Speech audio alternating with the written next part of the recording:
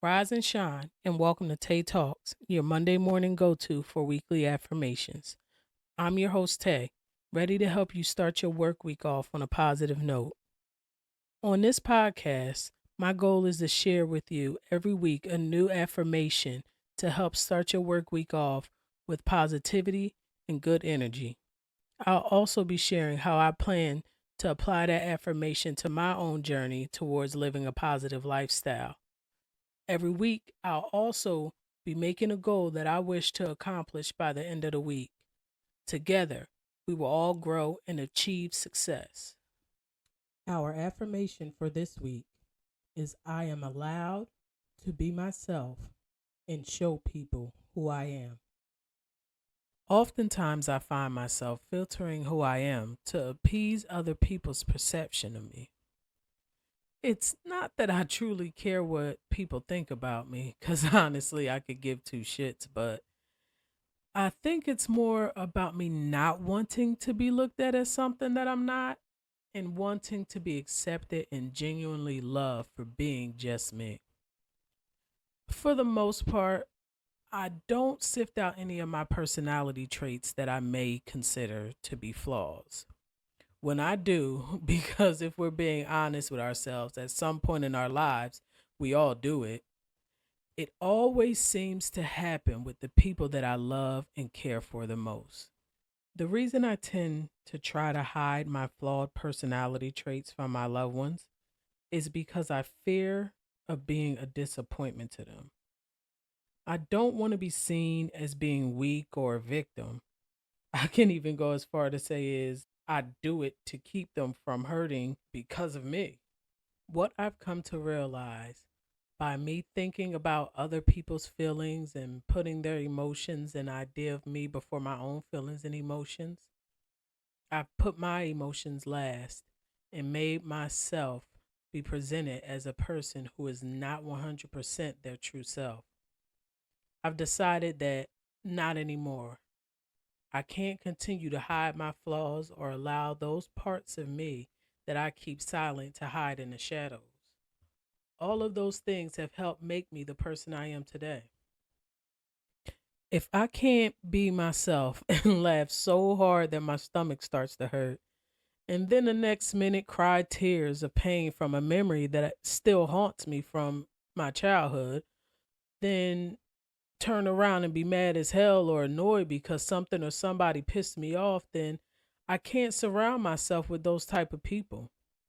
It's okay to be me, and that's something that I'm working on doing proudly every day. If I don't stand up for me, then who else will? Putting myself first by allowing myself to be me is nothing short of self care. To care enough for myself to accept my flaws and all that come along with them. To love myself with all my quirks. To realize that my sudden and random urges to cry just lets me know how empathetic I am. It shows me how in touch with my emotions I am. I care about people's emotions and feelings, especially the people that I love and care for the most. But some kind of way, I have to learn how to balance my care for my own feelings just as much, if not, maybe even more. Some people may think that deciding to put their feelings before other people's feelings is being selfish. Contrary to what those people might think, it's not being selfish at all. It's protecting your own peace. It is never selfish to put yourself first because at the end of the day, how can you properly love and care for anyone or expect anyone to properly love and care for you the way that you deserve it if you don't know how to allow yourself to be you happily and unapologetically? When someone tries to make you feel bad for being you, a spiral of emotions can happen. You can get pissed off, sad, confused, maybe even numb. When that happens, sometimes you tend to shut down. Not only do you stop allowing yourself to be loved, you also stop caring about the people that care for you the most. September 30th of this year will make 7 years that I've been with my fiance. Now, we are 100% unapologetically who we are with each other all the time. But when I first met her back in 2016, that wasn't necessarily the case. She told me when we first met there was things that she tried to not do around me because she didn't want me to look at her like she was crazy, or there was things I wouldn't do around her because I didn't want her to be like, "Oh hell nah, I ain't messing with this girl. What in the world?" But come to find out, it was little stuff that didn't even matter, that didn't even bother the other person. And the whole time we sitting here filtering who we are, trying to be someone that's not 100% themselves because we're afraid of what other people may think. All the while, neither one of us even care about those things in the long run. Once we got comfortable around each other, we let go of the insecurities and all the things we thought would bother the other person, and let ourselves be ourselves 100%, cuz guess what? At the end of the day, if we couldn't look at each other's flaws and say, "All right, that's cool. Like, come on. 9 times out of 10, y'all hiding the same thing anyway." How are we going to make it together? And at the end of the day, if I can't accept my flaws, how do I expect her to accept them and be able to grow and love me the way I love myself? Or how is she going to be able to love me the way I need to be loved? And the same vice versa. If I can't accept her with her flaws, how am I supposed to love her the way that she's supposed to be loved and the way that she wants to be loved? At the end of the day, you have to accept yourself and love yourself in order for anybody to accept you and love you for who you are. My goal for this week is to learn how to use the word no, to learn that it is okay for me to use the word no. Often I find myself wrestling with using the word no when people ask me, "Can you do this for me?" or "Can you show up to this for me?" or "Can I ask you for this?" or whatever, whether it's borrow money, whether it's me, you know, "Can you watch my kid? Can you do this? Can you do whatever?"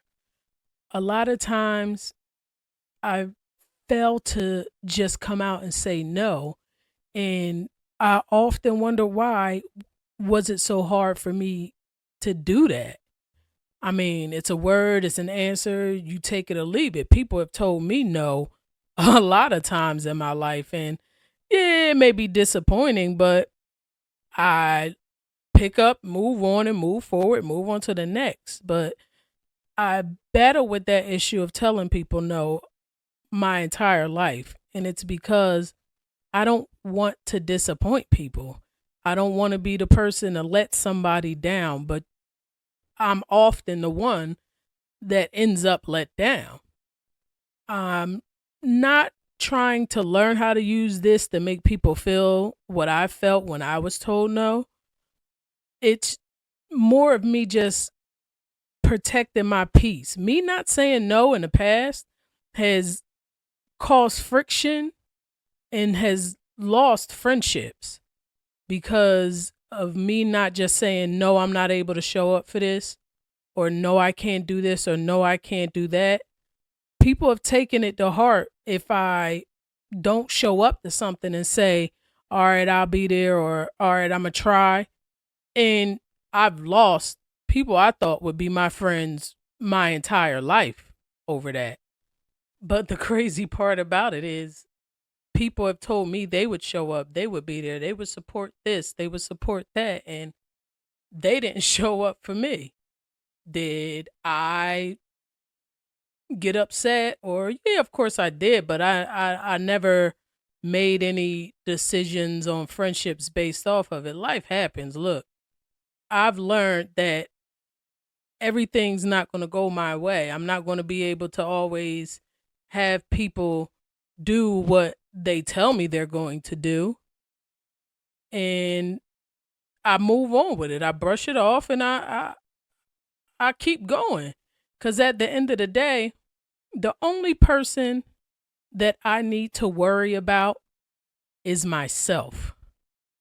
Being the support system, the motivation, the source of happiness, being that person for myself. And if me telling someone no to something is what I have to do to make sure that I am happy, that I feel secure, then that's just something that I have to learn how to do. Now, repeat after me. I am allowed to be myself and show people who I am. I am allowed to be myself and show people who I am. I am allowed to be myself and show people who I am. I challenge you to set a goal for yourself that you want to accomplish this week. Whether it's big or small, put a plan together to help you reach that goal. Allow yourself to be surrounded by positive vibes and good energy. And when something or someone negative shows up and tries to bring you down, repeat your affirmation and allow that aura of positivity that you have around you to shine bright. This is Tay. Always remember, affirm it, apply it, and achieve it.